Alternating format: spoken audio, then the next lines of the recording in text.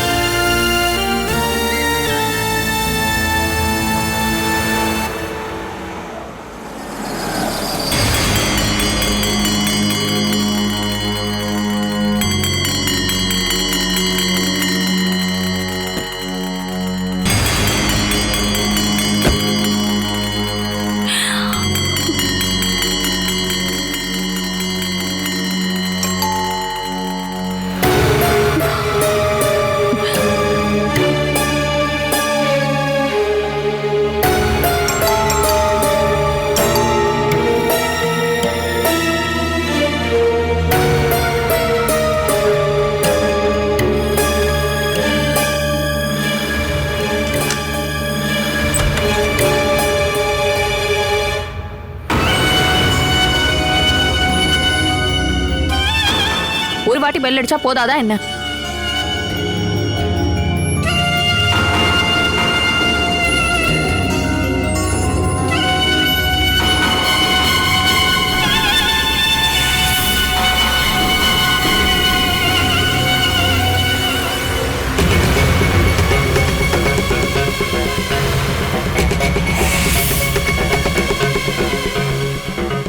ஆமா, யார தேடுறீங்க?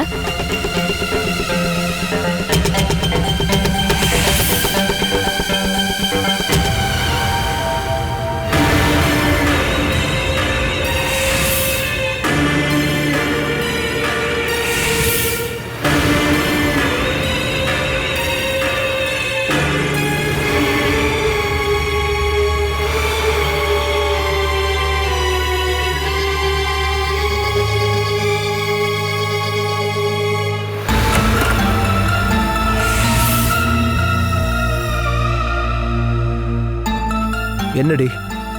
ஒண்ணும் இல்ல. நீங்க ரொம்ப நேரமா யாரையோ தேடிட்டு இருக்கீங்க. இந்த ரூம்லயும் பாக்குறதுக்காக தான் நான் திறந்து விட்டேன். சும்மா நடிக்காத நீ. ஜித்து, நீங்க என்ன சொல்ல வரீங்க? என்ன தேடுறீங்க? சத்தியமா எனக்கு எதுவும் புரியல. உனக்கு நான் புரிய வைக்கிறேன். சரி, புரிய வைங்க. யார் இங்க வந்தது? என்ன? உன்னை பார்க்க இங்க யார் வந்தது? தெரிஞ்சு என்ன பண்ண போறீங்க? நான் தெரிஞ்சுக்கணும். யார் அது? அத பத்தி நீங்க தெரிஞ்சுக்கிறதுனால ஒரு பிரயோஜனமும் இல்ல. பிரயோஜனம் இருக்கா இல்லையான்னு நான் அப்புறம் சொல்றேன்.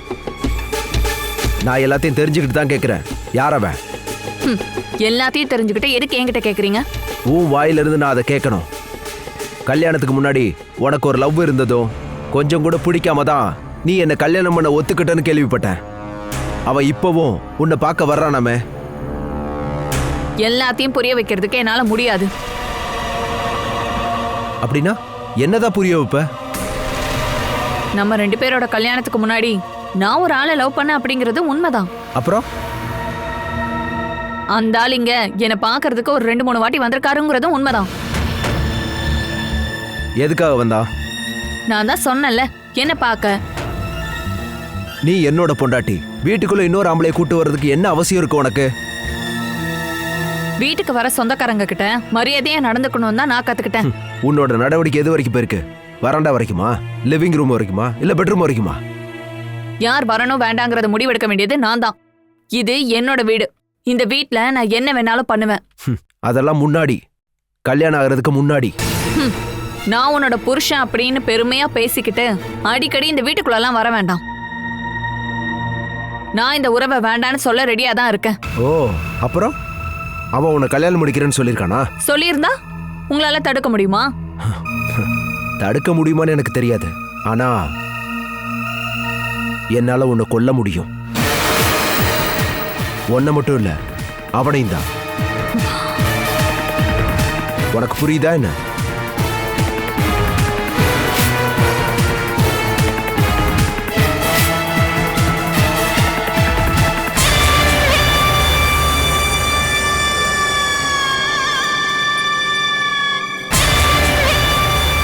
நான் கேட்ட விஷயம் உண்மையா இருக்கக்கூடாதுன்னு தான் நான் பிரார்த்தனை பண்றேன்.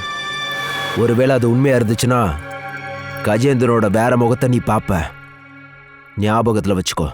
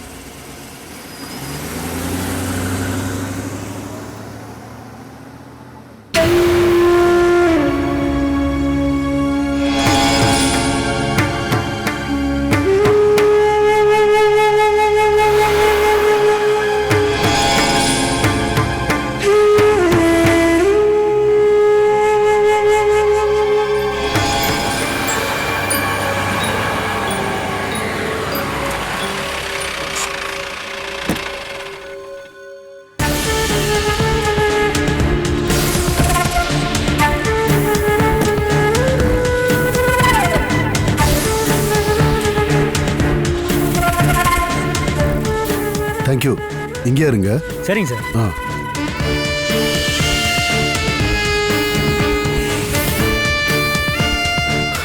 டிஓஎஸ்பி சத்தியமூர்த்தியா? ஆமா, நீங்க? நான் கார்த்திகேயன், கிருஷ்ணா மரத்தோட பர்சனல் மேனேஜர். வெல்கம் சார், வாங்க. நான் கிருஷ்ணாவை பார்க்க தான் வந்தேன். உள்ள வாங்க சார், உங்களுக்காக தான் மேடம் வெயிட் பண்ணிட்டு இருக்காங்க. வெயிட் பண்ணிக்கிட்டு இருக்காங்களா? ஆனா நான் இங்க வரப்போறேன்னு முன்னாடியே சொல்லலையே. முன்கூட்டியே சொல்லணும்னு அவசியம் இல்லை சார், எங்களால யூகிக்க முடியும். எனக்கு புரியலையே. கேஸ் விசாரணைக்காக நீங்க வந்திருக்கிறதா நேத்து தான் நாங்க கேள்விப்பட்டோம். 7 நாளைக்குள்ள விசாரணை பண்ணி ரிப்போர்ட்டை சப்மிட் பண்ணியாகணும்னு கோர்ட் உங்களுக்கு சொல்லியிருக்கு இல்லையா? உண்மைதானே? அப்படி இருக்கும்போது ஒரு நிமிஷத்தை கூட நீங்க வேஸ்ட் பண்ணாம விசாரணை பண்ணித்தான் ஆகணும். இந்த மாதிரி கேஸ்ல விசாரணைய கம்ப்ளைண்ட் கொடுத்தவங்க கிட்ட இருந்து தான் முதல்ல ஆரம்பிப்பாங்க. அப்படிதான் நாங்க கெஸ் பண்ணோம். இந்த மாதிரி யோசிக்கிற திறமை யார்கிட்ட இருக்கு? உங்ககிட்டயா இல்ல மேடம் கிட்டயா? அந்த விஷயத்துல எங்க 2 பேருக்குள்ள போட்டியா இருக்கு சார். நீங்க போலீஸ்ல சேராம விட்டு தப்பு பண்ணிட்டீங்க சார். சார் சொல்லுவாங்க. வாங்க சார். சார் இங்க கொஞ்சம் உட்காருங்க. மேடம் இப்போ வந்துருவாங்க.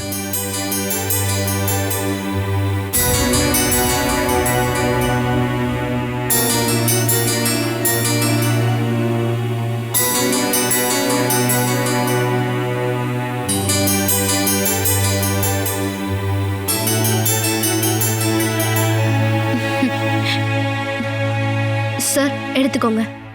தேங்க்யூ. கிருஷ்ணா? ஆமா, நான் தான் சார் கிருஷ்ணா.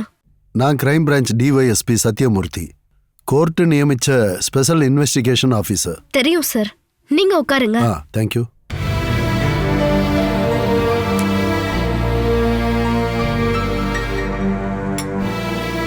கிருஷ்ணாவோட சொந்த வீடு தானே இது? ஆமா சார். இவ்வளவு பெரிய வீட்ல நீங்க தனியா தான் இருக்கீங்களா? நான் எப்போ தனியா இருக்க மாட்டேன். அடிக்கடி பாட்டி வருவாங்க, சில சமயம் என் தங்கச்சிங்க வருவாங்க. யாரும் வராத நாட்களும் நிறைய இருக்கு. கிருஷ்ணா, உங்களுக்கு ஒரே ஒரு தங்கச்சி இருந்ததாகவும் அந்த பொண்ணு கூட இறந்து போயிட்டதா நான் கேள்விப்பட்டேனே. உண்மைதான் சார், என் தங்கச்சி துளசி செத்து போயிட்டா. ஆனா இப்ப தங்கச்சிங்கன்னு சொன்னது? அவங்கள என் தங்கச்சியா நான் நினைக்கிறேன் சார். என் தங்கச்சி செத்து போனதுக்கு அப்புறம் எனக்கு நிறைய தங்கச்சி அந்த கடவுள் கொடுத்திருக்காரு.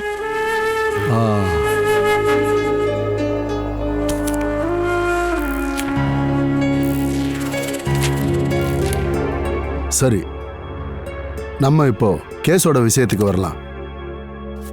3 கேஸ்ல உண்மையா என்ன நடந்திருக்குன்னு கண்டுபிடிக்க தான் கோர்ட் என்ன நியமிச்சிருக்கு. 1, அசோகன் சிவராஜனை கொலை பண்ணது. 2வது, துளசி தற்கொலை பண்ணிக்கிட்டது. 3வது, விஜயலட்சுமியோட ஆக்சிடென்ட் மரணம். அந்த 2வது கேஸ்ல இருந்து தான் நான் இப்ப ஆரம்பிக்க போறேன். துளசி உங்க சொந்த தங்கச்சின்னு சொன்னீங்க இல்லையா? துளசி ஏன் தற்கொலை பண்ணிக்கிட்டான்னா அசோகன்கிற வாலிபன் அவளை மானபங்கப்படுத்தினதுனால பண்ணிக்கிட்டதா சொல்றாங்க. இல்ல, அசோகன் அந்த மாதிரி ஆள் கிடையாது. எங்களுக்கு அவர் தங்க இடம் தான் கொடுத்தாரு.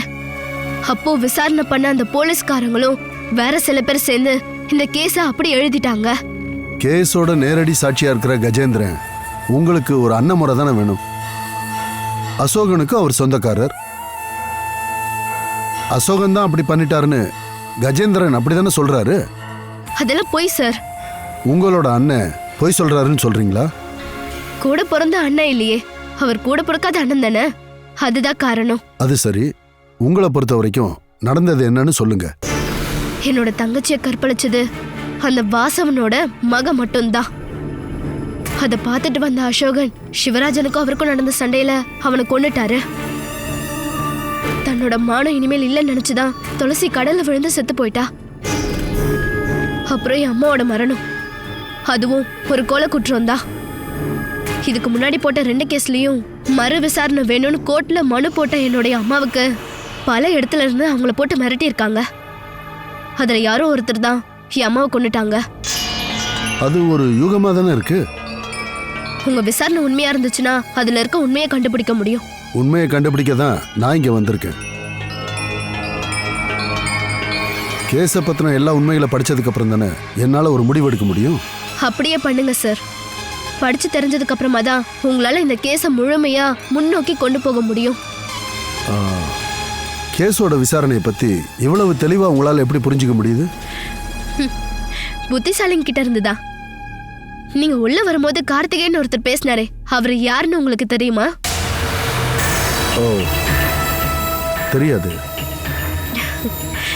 ஹைதராபாத்ல இருக்க நேஷனல் போலீஸ் அகாடமில இருந்து 2004 வெளியே வந்த IPS பேட்சோட ரேங்க் ஹோல்டர் அவரு, Karthikeyan IPS. Oh my god. ஆனா இங்க நம்ம கர்ம பலன்களை தெய்வம் முன்கூட்டியே பிளான் பண்ணதால தான் ஃபாலோ பண்ணிட்டு போறோம். என்னதான் முயற்சி பண்ணாலும் அதுல இருந்து வெளியே வர கண்டிப்பா முடியாது. என்னதான் அவர் அந்த வேலையை ரொம்ப லவ் பண்ணாலும் போலீஸ் வேலை கார்த்திகேயனுக்கு சரி வராதுன்னு தோணுச்சு. கார்த்திகேயன் அதை விட்டுட்டு இங்க வந்துட்டாரு. என்னாச்சு? வேலை செய்யற இடத்துல எந்த பிரச்சனையும் கிடையாது. ஆனா வீட்டுல சில பிரச்சனைகள். கார்த்திகேயனோட அம்மாக்கு அவங்க பையன் போலீஸா இருக்கிறதுல கொஞ்சம் கூட விருப்பம் இல்ல. போலீஸ் வேலை ரொம்ப பயங்கரமான வேலைன்னு கிராமத்துல இருக்க அந்த அப்பாவி அம்மாவுக்கு தெரிஞ்சிருக்கு. அதனால அந்த வேலையை வேண்டான்னு சொல்லிட்டு கார்த்திகேயன் அந்த வேலையை விட்டுட்டு இங்க வந்துட்டாரு. ஆனா இங்க என்ன பண்றாரு? அவர் உங்ககிட்ட ஒரு மேனேஜரா இருக்கிறதா? அது கார்த்திகேயனோட தொழில் ரகசியம்.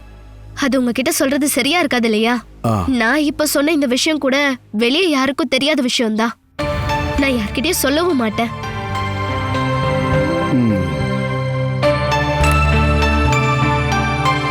சரி, நான் கிளம்புறேன். கேஸ் எப்படி போய்கிட்டு இருக்குன்னு நான் அப்புறமா சொல்றேன். சில சமயம் நான் இங்க வர வேண்டியதா இருக்கும். சார், நீங்க எப்ப வேணாலும் இங்க வரலாம். கண்டிப்பா நீதி கிடைக்கணும்னு தான் நான் ஆசைப்படுறேன். சரி மேடம், நான் வரேன்.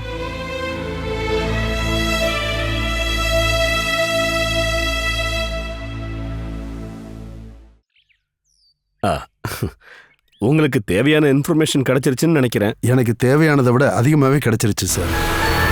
யோசிக்கிற விஷயத்துல நானும் கிட்டத்தட்ட உங்களை மாதிரி தான். அதனால தான் நான் உங்ககிட்ட முன்னாடியே சொன்னேன், நீங்க போலீஸ்ல சேராம போனது பெரிய நஷ்டம்னு. எனக்கு ஒன்றும் புரியல. நீங்க யாருங்கிற விஷயம் முதல்ல எனக்கு தெரியாது, ஆனா இப்போ எனக்கு தெரியும். வரட்டுமா சார்?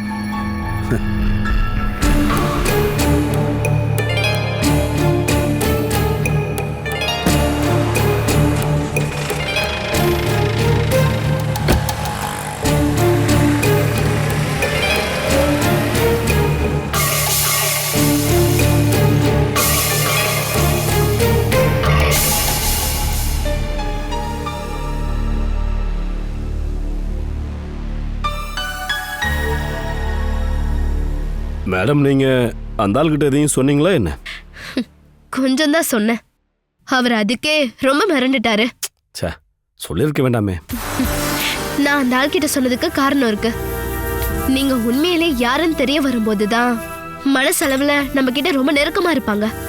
இப்போ அந்த கேஸ் மறு விசாரணை பண்ணிட்டு இருக்கிறதுனால நான் சொன்ன இந்த விஷயத்தினால நம்மளுக்கு சாதமா ரிப்போர்ட் எழுத வைக்கும். நீங்க பார்த்துட்டே இருங்க. இந்த விஷயத்தை அவர் வேற யார்கிட்டயாவது சொல்லிட்டாருன்னா? யார்கிட்ட சொல்லுவாரு? ஒரு வாரத்துக்கு அப்புறம் அவர் இந்த ஊர்ல இருந்து போயிடுவார்ல. ஏன் கவலைப்படுறீங்க?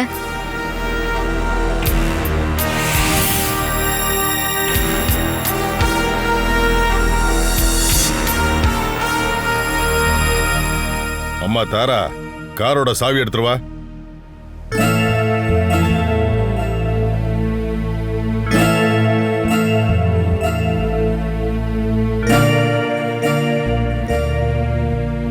குளிச்சிட்டு வந்ததும் காலையிலேயே எங்க கிளம்பிட்டீங்க? ஜெயிலுக்கு போறதுக்காக புதுசா வேலை ஏதாவது ஆரம்பிக்க போறீங்களா என்ன? நீயும் கொஞ்ச நாளா ரொம்ப தெனாவட்டா தான் பேசிட்டு இருக்க. அதனால உனக்கு பிரச்சனை தான் வரும். ம்.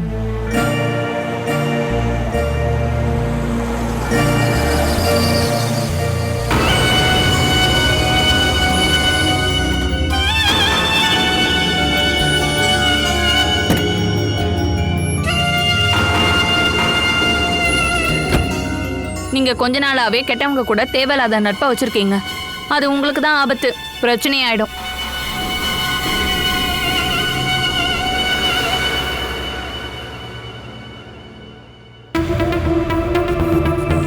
வாசவண்ணா, வெளியே எங்காவது கிளம்பிட்டீங்களா? ஒரு 2 மணி நேரத்துக்கு போகலான்னு இருந்தேன்.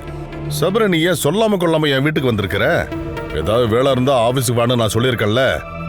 நாம ஒவ்வொன்றும் ஆசைப்பட்டு தான் பண்றோமா என்ன? வீட்டுக்கு வர வேண்டிய சூழ்நிலையா நீங்க தானே ஆரம்பிச்சு வச்சீங்க. நான் என்ன செய்ய முடியும் சொல்லுங்க? இப்ப ஏன் இவ்வளவு அர்ஜென்ட்டா வந்திருக்கிற? வீட்டுக்கு உன்னை வர வேண்டாம்னு சொல்றேன்னா அதுக்கு காரணம் இருக்கு. நம்மளோட பிசினஸ் பத்தி நம்ம ஃபேமிலிக்கு ஏன் தெரியப்படுத்தணும்? அது மட்டும் இல்லாம அன்னைக்கு அந்த அரெஸ்ட் நடந்தப்பவே அப்பா நீங்க எதுக்கு அந்த போதைப் பொருள் பிசினஸுக்கு போனீங்க அப்படின்னு என் பொண்ணு என்கிட்ட சண்டைக்கு வரா. அவளோட கோவம் இன்னும் தீரவே இல்லப்பா. இப்ப உள்ள போறத நீயே பார்த்தல்ல. உன்னை பார்த்த உடனே அவனுக்கு புரிஞ்சு போச்சு நீ போதைப் பொருள் விற்கிற ஆளுன்னு. ஐயோ, நான் சாதாரண ஒரு புரோக்கர் மட்டும்தான். பொருளை கொண்டு வந்து சேர்க்கிற ஒரு ஏஜென்ட் மட்டும்தான் நான். அதை தெளிவா சொல்லணும்னா ஒரு கமிஷன் ஏஜென்ட். இங்க உங்க கையில இருந்து அங்க அம்மா கமிஷன் கொடுப்பாங்க. இந்த ரெண்டையும் வச்சு வாழ்ந்துகிட்டு இருக்கிற ஒரு பாவப்பட்ட ஏஜென்ட் நான். நீ உன்னோட கதையெல்லாம் சொல்லி ரொம்ப நல்லவன் நடிக்கிற வேலைலாம் வேணாம். சரி, அதை விடு. இப்ப எதுக்கு அவசரமா என் வீட்டுக்கு வந்திருக்க? அதை சொல்லு. ஐயோ பாருங்கண்ணா, மீதி பணத்தை நீங்க இன்னும் கொடுக்கலன்னு சொல்லி அம்மா என்ன உட்கார கூட விட மாட்டாங்க. எந்த பணம்? ஆஹா, கடைசியா கொண்ட அந்த சரக்கோட பணம் தான். அந்த பணத்தை இன்னும் கொடுத்து முடிக்கலையே. அததான் நார்கோட்டிக்ஸ்காரங்க புடிச்சிட்டு போயிட்டாங்களே. அப்படி இருக்கும்போது நான் எப்படி தர முடியும்? அதை வித்தாதானே எனக்கு பணம் கிடைக்கும். வாசவன் என்ன அப்படிலாம் சொல்லக்கூடாது. நம்மளுடைய சட்டம் உங்களுக்கு நல்லா தெரியும்ல. யாருடைய கையில் இருந்து பொருள் காணாம போதோ அந்த ஆள் தானே எல்லா பணத்தையும் கொடுக்கணும். அப்படி இருக்கும்போது இன்னும் நீங்க 80 லட்சம் ரூபாயை அம்மாவுக்கு கொடுக்க வேண்டியது இருக்கு. இப்பவே அது கிடைக்கிறதுக்கு லேட் ஆயிடுச்சுன்னு சொல்லி அவங்க ரொம்ப கோபமா இருக்காங்க. அம்மா தான். சபரி, நீவும் அம்மா கிட்ட சொல்லி கொஞ்சம் பொறுமையா இருக்க சொல்லு. நான் அந்த பணத்தை எப்படியாவது ரெடி பண்ணி கொடுத்துட்றேன். ஐயோ அண்ணா, நான் இவ்வளவு நேரம் அம்மான்னு சொன்னது ஏன் அம்மாவை சொல்லல, இந்த பிசினஸ் பண்ற அந்த ஆளை தான் சொன்னேன். அவங்கள எல்லாரும் அம்மான்னு தான் கூப்பிடுவாங்க. அதனால நானும் அப்படிதான் கூப்பிடுறேன். அவங்க தான் உனக்கு ஹெட்டா என்ன? எட்டி யாருன்னு இங்க யாருக்கும் தெரியாதுண்ணே. அது ஒரு மனித சங்கிலி மாதிரி ரொம்ப பெருசா இருக்கு. நாம அதுல ஒரு உறுப்பினர்கள் மட்டும்தான். அம்மா இங்க கொஞ்ச நாளைக்கு முன்னாடி தான் வந்தாங்க. இதுக்கு முன்னாடி நாகப்பட்டினத்துல இந்த பிசினஸ் பண்ணிட்டு இருந்தவர் சுந்தரபாண்டியன்ற ஒரு ஆள் தான். அந்த ஆள் 2 மாசத்துக்கு முன்னாடி போலீஸ் என்கவுண்டர்ல செத்ததுனால அம்மா அந்த ஏரியாவை எடுத்துக்கிட்டாங்க.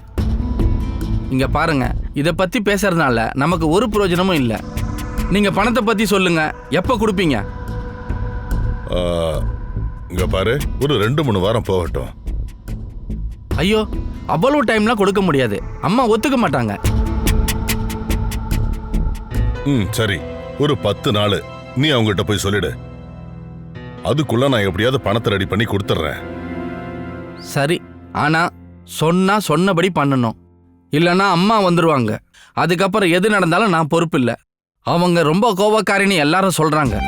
நாம எதுக்கு தேவையில்லாம எரியிற நெருப்புல எண்ணெயை ஊத்தணும்? கொடுத்துட்ற சபரி. நீ இப்ப கிளம்பு. நாம இப்படி இந்த மாதிரி பேசிக்கிட்டு இருக்கிறத என் பொண்ணு பார்க்க வேணாம். அதுக்கப்புறம் அதை வச்சுட்டு சண்டை போடுவா. வரண்ணே. சரி.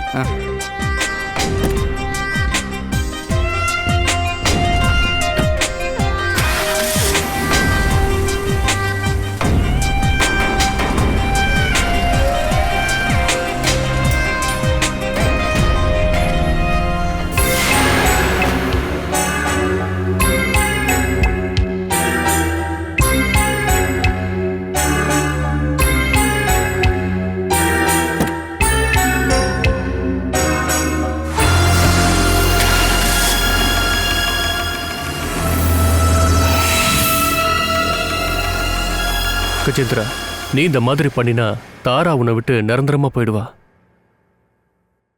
நாம கோவப்பட்டு எல்லாத்தையும் விட்டுட்டு வந்துடலாம். ஆனா அதுக்கப்புறம் யோசிச்சு பார்த்தா அதெல்லாம் தப்புன்னு தோணும். இதுக்கப்புறம் இதை பத்தி யோசிக்கணுங்கிற ஐடியாவே இல்லைண்ணே. ஒரு வேளை யோசிக்க முயற்சி பண்ணாலும் நாங்க சேர மாட்டோம். இதான் உண்மை. ஏன் கஜேந்திரா இப்படி பேசுற? ஒரு உறவை விட்டு வர்றதை பத்தி இவ்வளவு சாதாரணமா நீ பேசிட்டு இருக்க? நானாவது நினைச்சு பார்க்கறேனே. நீங்க அவகிட்ட போய் பேசி பாருங்க, தாரா கிட்ட. அப்ப தெரியும். அவளுக்கும் எனக்கு இருக்கிற உறவை அவ ரொம்ப சாதாரணமாக தான் நினைக்கிறானே. ஆணாதிக்கத்தை விட்டுட்டு ஆம்பளன்னு சொல்லி என்ன பிரயோஜனம்? கஜேந்திரா, எல்லார் குடும்பத்திலையும் கண்டிப்பா பிரச்சனை வரும், கருத்து வேறுபாடு வரும். நாம முடிஞ்ச அளவுக்கு அட்ஜஸ்ட் பண்ணிக்கிட்டு பிரச்சனைகளையும் கருத்து வேறுபாடுகளையும் நமக்குள்ளேயே பேசி தீர்த்துக்கிட்டு பொறுமையா முன்னோக்கி போனோம். அதை விட்டுட்டு வெட்டு ஒன்று துண்டு ரெண்டுங்கிற முறையில் எல்லாத்தையும் நம்ம விட்டுட்டு வரக்கூடாது. உங்களுக்கு எதுவும் தெரியலண்ணே. தெரிஞ்சா இப்படியெல்லாம் பேச மாட்டீங்கண்ணே.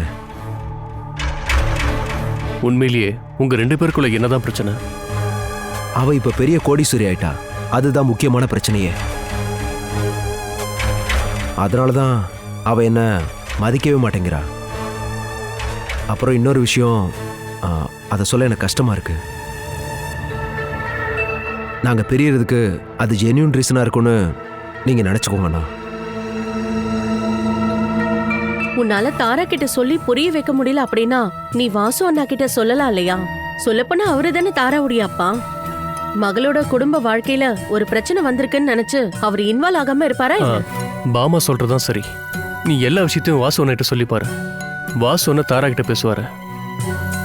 பல விஷயங்களை யோசிச்சு பார்க்கும்போது அந்த ஆளு தான் பெரிய திருடன்னு தோணுது. அந்த ஆளுக்கு வேலையாகணுங்கிறதுக்காக ஒவ்வொருத்தரையா யூஸ் பண்ணிட்டு இருக்கான். நீ இவ்வளோ கோவமா பேசுறது உன் மாமனை பத்தின்னு புரியுதா உனக்கு? அந்த ஆளு எனக்கு ஒரு மாமனாரா பழக்கமானாரா என்ன? வாசவன் முதலாளி அப்படிங்கிற பிசினஸ் மேன் தான்.